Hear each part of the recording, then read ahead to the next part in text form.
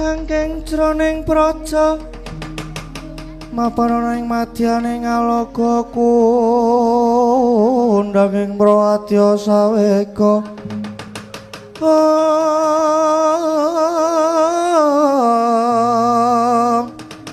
Pasara tambur miyang suling pandhen taludak miya bandira kakandha mawarna warna pindha calatyana seri kawuryan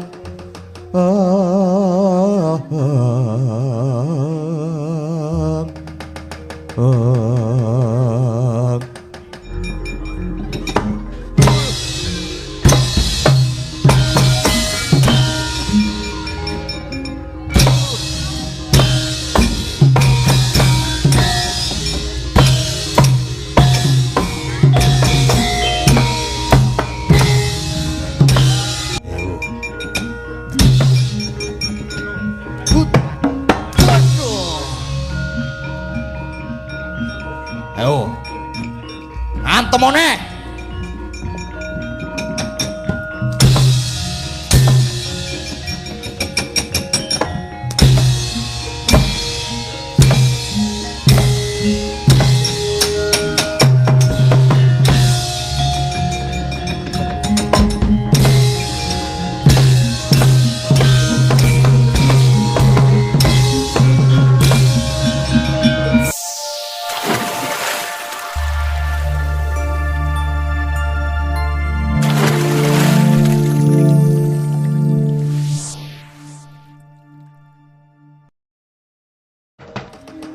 Tansah pamoring sukma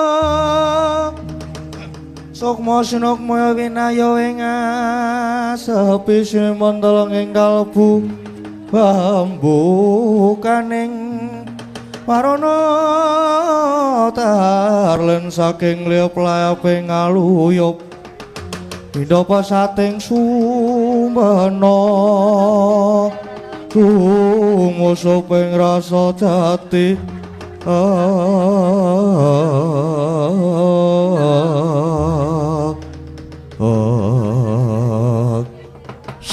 semanten gendika capo ingkang wonten sakjawining pagelaran kraton negari Ndarawati Prabu Baladewa ngawe dhateng ingkang paman Harya Sengkuni miwah ingkang rayi Raden Burisrawa miyah sangjaning para Sata Kurawa ngantosaken dados kagiat solahnya pating bleber pating Cirayamina katemping jala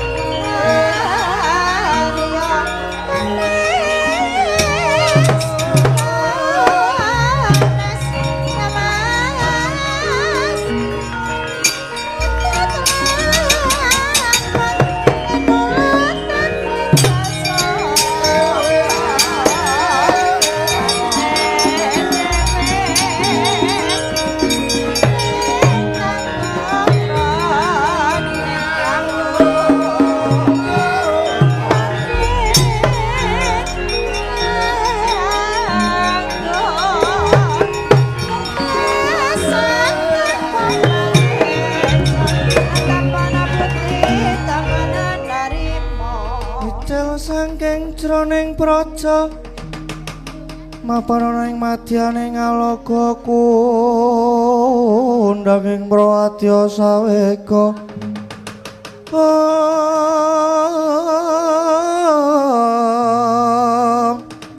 Pasara tambur miyang suling pepandhen taludak miya bandera kakandha mawarna warna pindha calatyana seri kawuryan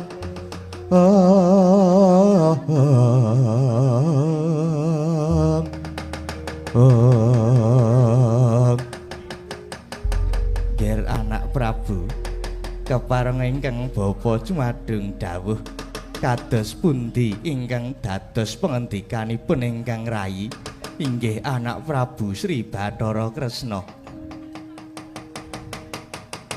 Inggih Wa Prabu, pripun Mbok Batra, pripun Wa Prabu?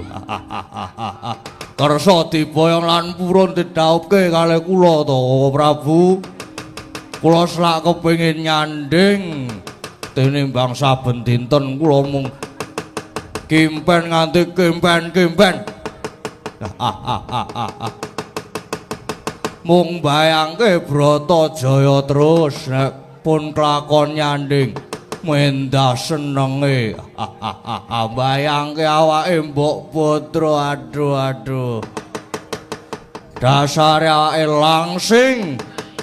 Pakulitane ireng manis rambute dawa. Yo, kaya ngapa pripun Koko Prabu pripun? Nuwun dawuh Koko Prabu. Jagat Dewa Bathara. Mengko dhisik sabar Burisrawa. Iki kabeh lagi direka daya wis. Aja semelang. Mengko mesti bakal kelakon nyanding Bratajaya nanging kudu sabar. Paman semuni Kula wonten dawuh nger. Kula pun kelakon sak bejagong kaliyan Nyai Kresna. Ning malah dumadakan wonten rawuhipun Bibi Kunthi Talibrata sing surasane oleh ning rumiyin Permadi lan Bratajaya niku pun dipacangake. Niki Bibi Kunthi nguyak rembug nyuwun supados Bratajaya lan Permadi enggal didhawuhake. Waduh. Kados pundi menika Koko Prabu? Kados pundi? Bratajaya niku calon kula. Sampun ngantos klampah kalih Permadi lho menika Koko Prabu. Kosik to kosik. Sabar Burisrawa, iki lagi dirembug. Ya sabar ya Burisrawa nger. Saiki sementara mbayangke dhisik. Sesuk rak ya kelakon nyanding Bratajaya.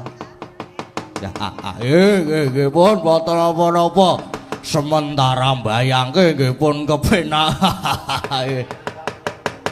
Lajeng pripun, Ger? Paman, niki wau kula sampun. Kula sengaja nyemoni Bibi Kunthi yen to Bratajaya kelakon diwengku Permadi bakale uripe rekoso wusana.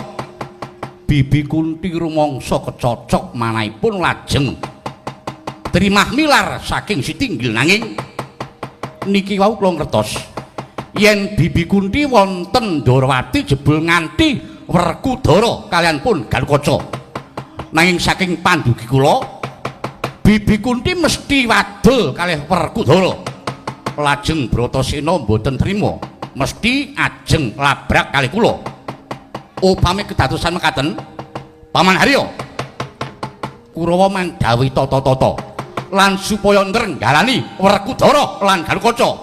Oh inggih Nger inggih. Ngestaken dawuh Nger Kurawa kabeh wae. Kula. Tata Nger tata. Babagan iki yen nganti Werkudara apa Gatotkaca ora padha nrimake. Kowe kabeh kudu samapta. Inggih.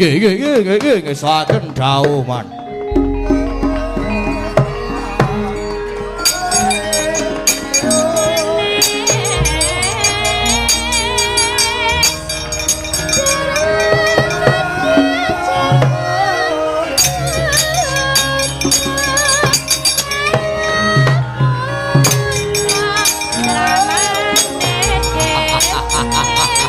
kena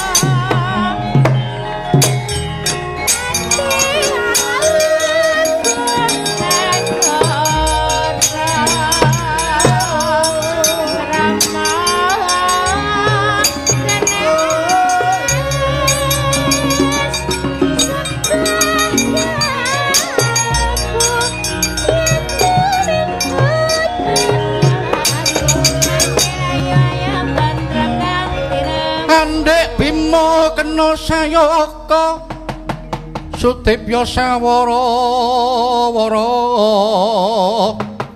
Mbak umbu gadanira pitung gedhi lumawan risang dursasana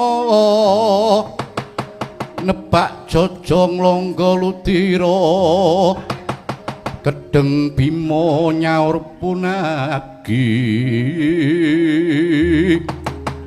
oh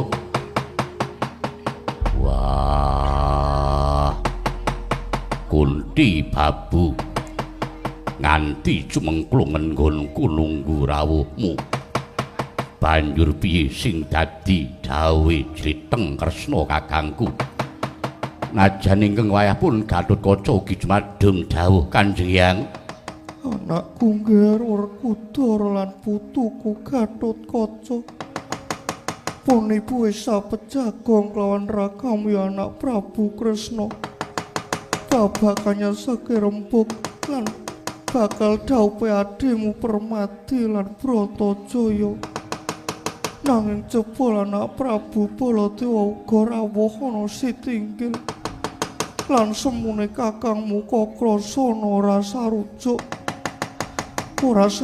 yen to adhimu Permati dhawuh kelawan Bratajaya wah rembug wis dadi mungkari golek dina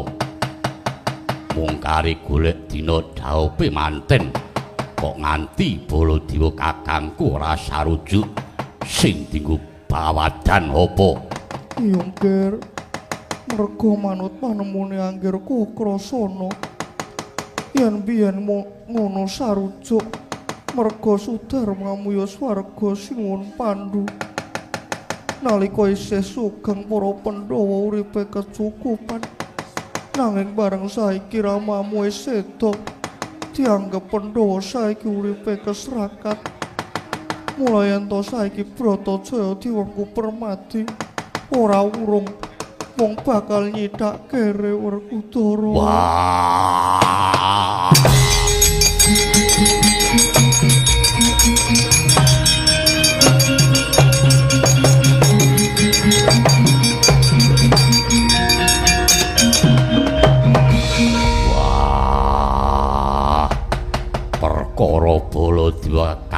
aku ora sarujuk ora apa-apa. Ning mbok yo aja nggawa jenenge Pandu bapakku sing wis mapan ning swarga. Malah ngonekke Pandhawa uripe saiki keserakat. Wah, lan Permadi endhaup karo lara ireng mung bakal nyithak kere. Kunti Babu sawetara semenya dhisik aku tak ndisiki tak tanjini neng Baladewa.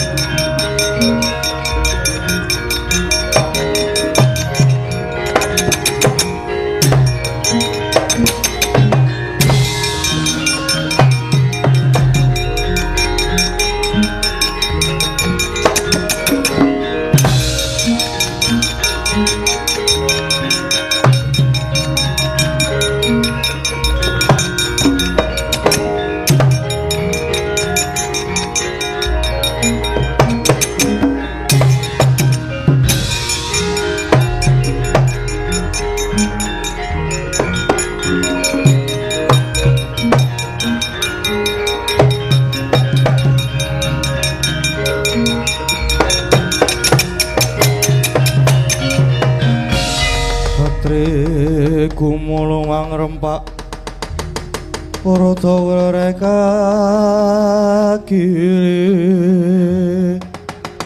Rangono kawe gelar Galadalah nadyan umure durung sepira ning wis ketok gagah piteksa Gatotkaca. Yo Siwan Kartomarma lho ora basa. Aku iki pepundhenmu, pancen aku kudune basa. Nek babagan iki tak jabel basaku. Merga iki perkarane wong Prabu Mandura karo pepundhenku Pendha. Nanging Kurawa malah melu cawe-cawe. Mula aku ora perlu basa keparat. Pancen dasar kepara nyata Kurawa babagan iki kudu melu cawe-cawe. Kowe wae Gatotkaca bayi wingi sore mundur. Aja melu-melu perkara iki sing kudune mundur malah Kurawa. Ora gelem mundur kelakon tak babadi wadya balamu. Wah, ngemping lara Genjapati. Wani karo aku, apamu sing tau deni maju sejarah tiban tanganku pecah siramu bangga utayoni.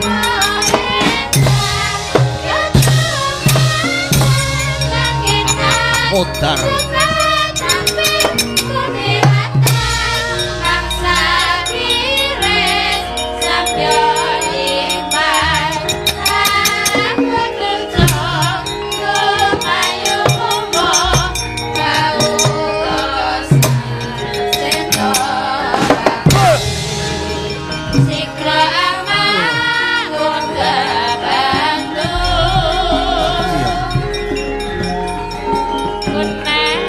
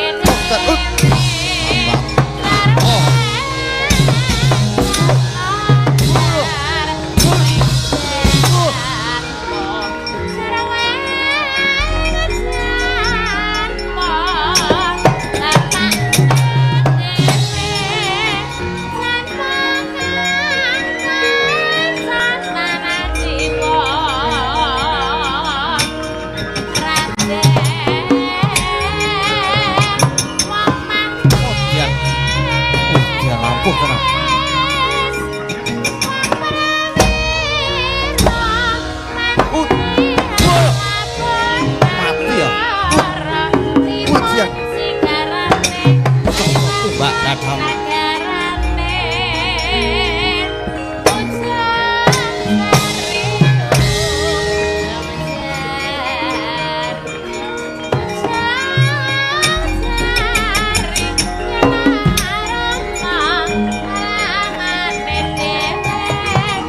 Aja itu.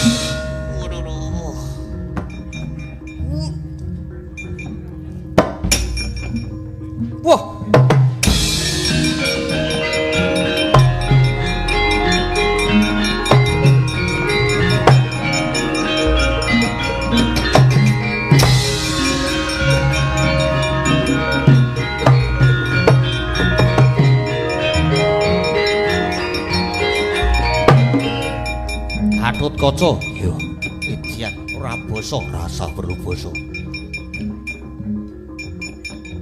apik oh ya podar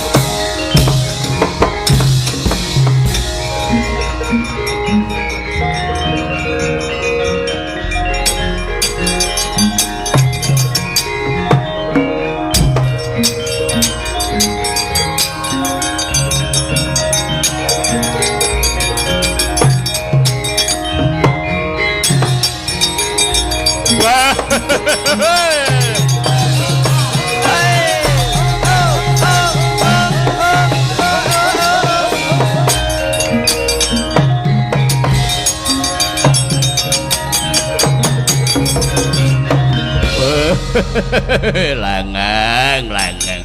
Wah. Bubar maut sang yaning Sata Kurawa. Wah, Gatotkaca najan isih enom tandang gawe ning edap-edapi. Wah, pancen sing jenengane anak Sena najan isih enom ning tandange gegilani. Nek aku nek kon tumandang kaya anak Sena wis ora kuat napasku. Wah. Dadak digeweke napas perbuatan. Dara Burisrawa piye? Perkara iki mengko ndak bladrah tekan ngendi-ngendi.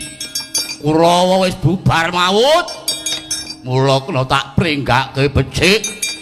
Ayo adimu Sik Permadi kon ngalah wae mergo Mbok Badra kuwi calon garwaku.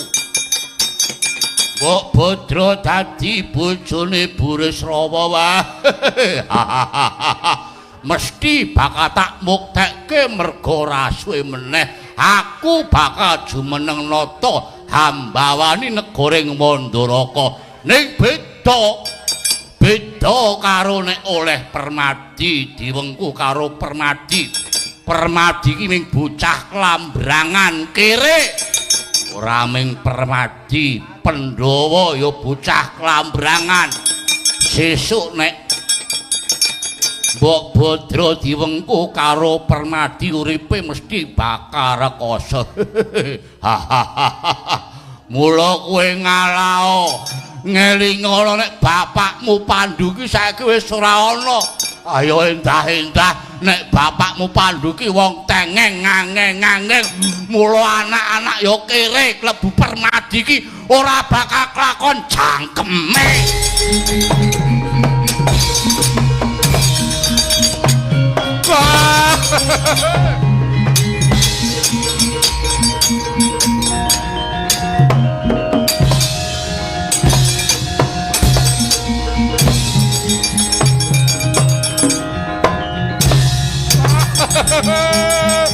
Halo, Koko Prabu.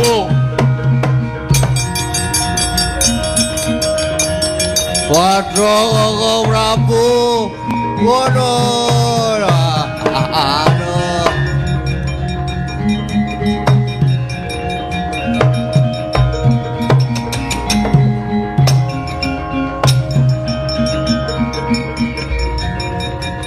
Aduh. Waduh.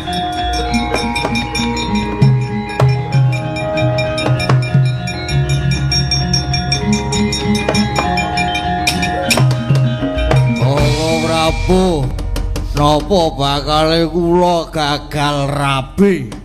Kula malah diajar kali Werkudara. Prabu. Nuwun pengayoman darak tenan to. Burisrawa, kowe iki calon manten. Rasah melu grut mundura. Werkudara tak trajange dhewe.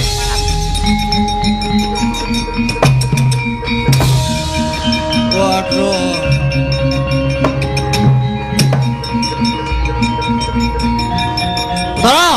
Werkudara, dene.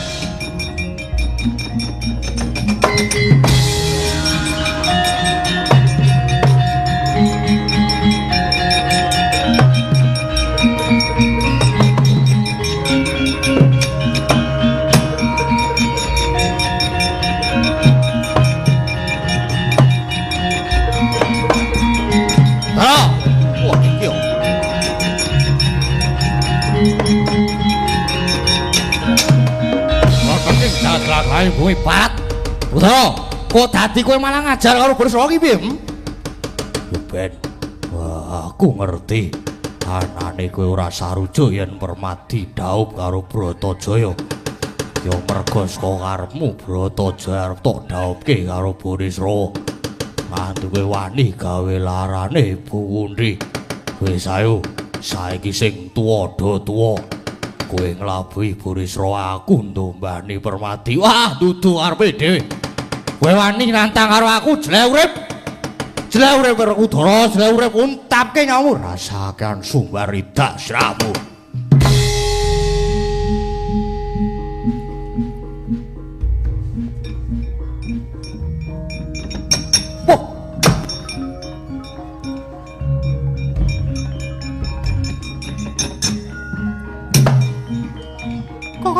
Koko Prabu.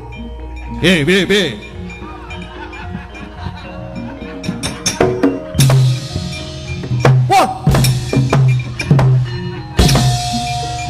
Wah, lah rame tenan ngono kok.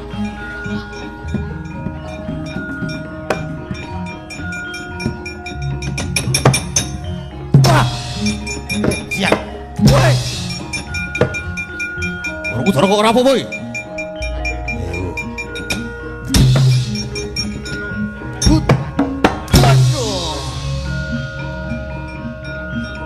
Ayo. Antemone.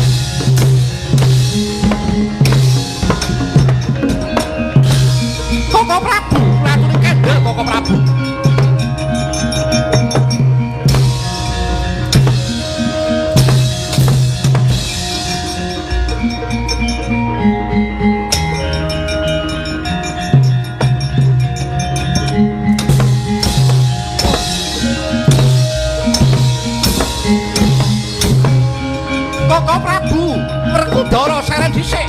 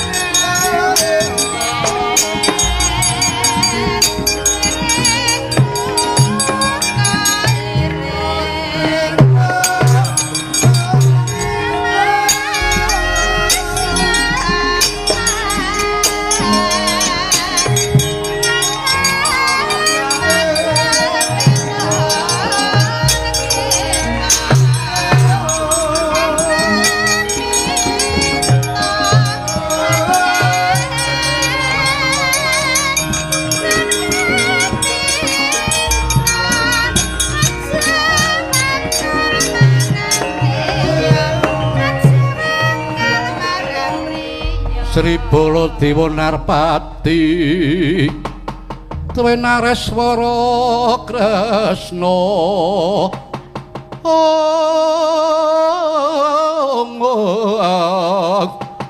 kalangkunging tresnanira mring Dyah Banon Cinawi.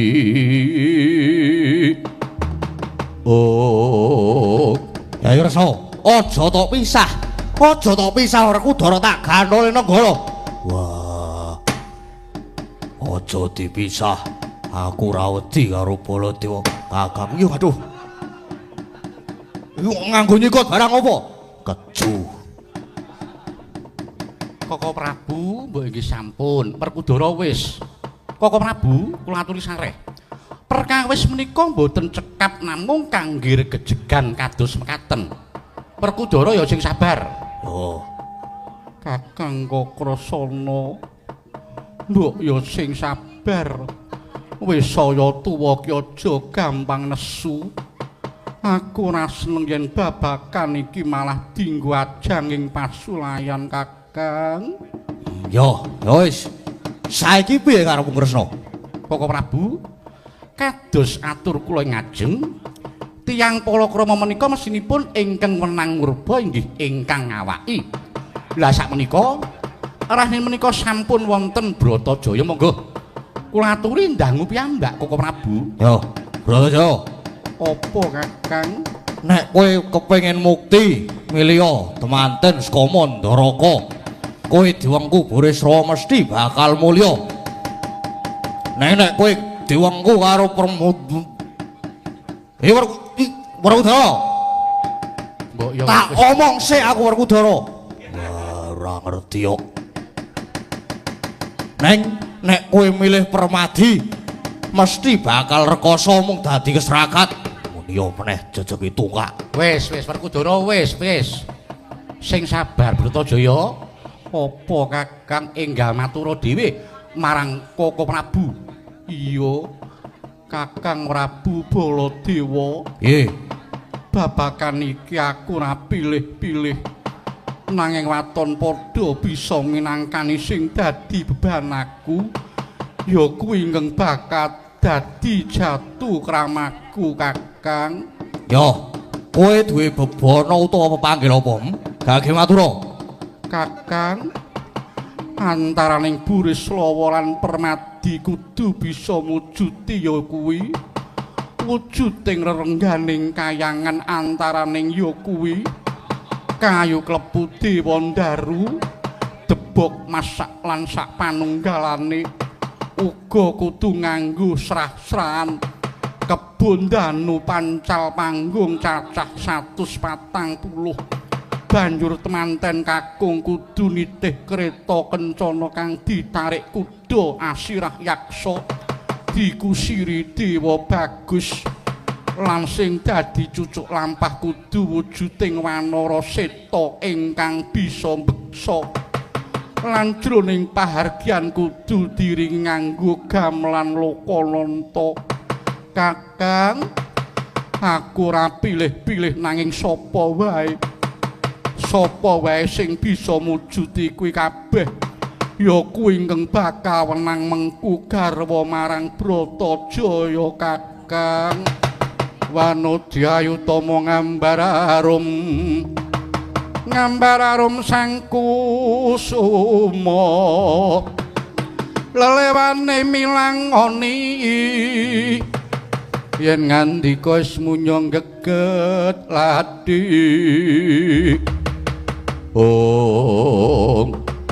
Koko Prabu sampun midhanget piyambak dhateng aturipun ingkang rayipun Bratajaya.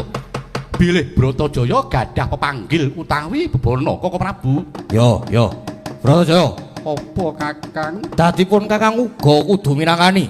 Mongko iki aku ki kadangmu tuwa. Aku wis matur yen aku ora bakal pilih-pilih. Nanging sapa wae yen bisa mujuti kuwi kabeh ya kuwi ingkang bakal wenang mengku garwa marang Bratajaya. Kakang. Yo wis. Yen ngono mengko piye carane tak sembadani? Ngono uga aku. Wah, aku uga bakal minangkani lan mujuti bebanane. Iya, Werkudara, inggih Koko Prabu.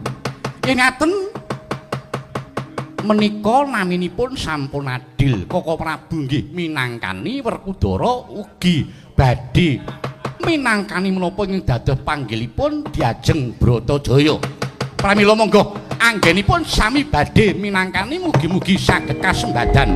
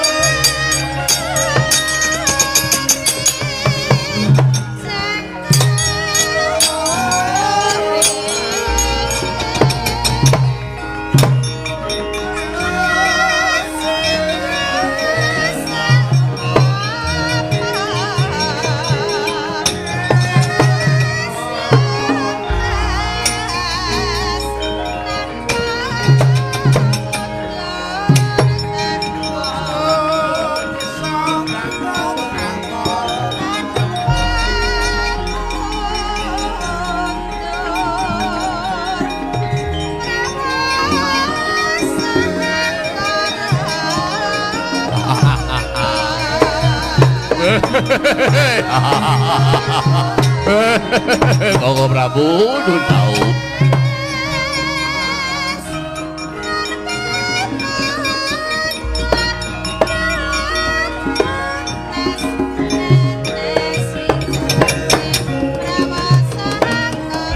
Kados pundi Koko Prabu?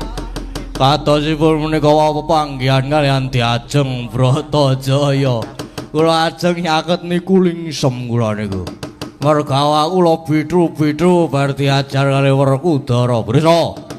Tiramune jebul ora gampang ngayunake Bratajaya merga. Adhiku lara ireng njaluk bebana, mongko bebanane abot. Waduh. Lajeng menapa ingkang dados bebananipun Prabu? Priya sapa wae yen bisa mujuti rerenggane kayangan kayata kayu klepu Dewandaru, Debok Mas lan sapanunggalane uga kudu nganggo srasran. Kebon Danu Pancal panggung cacah 140. Wah, 140. Kathah sanget iku Prabu. Ya banjur temanten kakung kudu nitih kereta kencana kang ditarik kuda Asirah Yaksa dikusiri karo Dewa Bagus. Lan sing dadi cucuk lampah kudu wujude Wanara Seta ingkang bisa mbeksa. Lan jroning pahargyan kudu diring nganggo gamelan Lokananta. Lah, kuwi lak ya abot. Kuwi abot to. Tangeh lamun lakone. Waduh. Abot sanget menika. Aduh, aku ra sida daup iki. Ora bakal lakon daup. Ya, pancen angel lan aku percaya kowe ora bakal iso mujuti. Nanging yen pancen kowe tresna tenan karo adhiku Bratajaya, tak wenehi cara piye gelem ora? Inggih, lajeng caranipun pripun Prabu?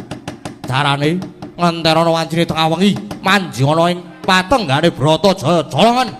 Colongen wae adhiku lara ireng. Nggih, nyuwun pamit Koko Prabu. Mau arep rabi wae kok digawe angel tak colonge Bratajaya.